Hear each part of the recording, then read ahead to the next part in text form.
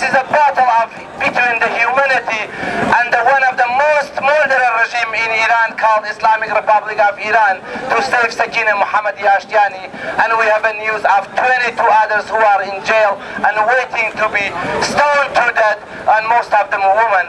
I ask everybody to come here, sign the petition, say no to stoning, no to execution, free Sakina now, no to the gender apartheid, and no to Ahmadinejad. Ahmadinejad and all of the head of the Islamic Republic, instead of being into the United Nations, they have to be arrested and be tried for crime against humanity. For the last 31 years, crime against humanity, that they have executed more than 150,000 of political prisoners, that they have stoned to death more than 150 people in Iran, mostly women, for adultery. This is a shame for Islamic Republic, and this is a crime against humanity. That's why Sakina is symbol of our battle against one of the most brutal regime in the world called Islamic Republic of Iran. Please sign signature. Please say no to stoning, no to execution, and get information about Sakina and 22 others who are in jail waiting to be stoned in Iran. Please help us go to underline and say no to stoning, no to execution, free Sakina now. This is the demand of millions of people around the world. Thank you so much for being here, and say together, say, down with Islamic Republic of Iran! Down with Islamic Republic of Iran! Called Mission Free Iran. We have worked together with the International Committee Against Stoning and the International Committee Against Execution and Iran Solidarity to bring the plight of Sakina Ashtiani to the world, so that the world can see and really understand what the Islamic Republic is all about. This is a regime that for 32 years has been executing people in the most brutal way. They have been responsible for 100,000 executions. That's their nickname, is the regime of 100,000 executions.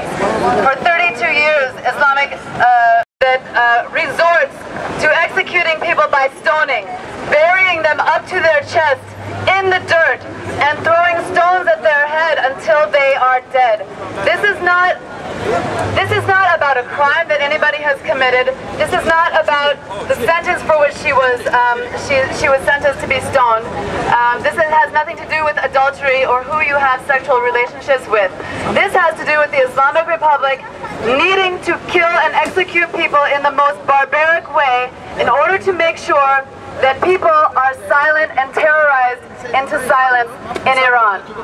Torture, execution, stoning, these are the most horrible ways of repressing rape in prison. They're not only raping women, they're raping men too. Rape, terror, tools of torture. These are the tools of the Islamic Republic's government. It is the only way that they have to stay in power. Execution, torture, and rape are the only methods the Islamic Republic has to stay in power. People around the world need to understand that the Islamic Republic is not the legitimate government of people in Iran. It is the murderer, the torturer, the rapist of people in Iran.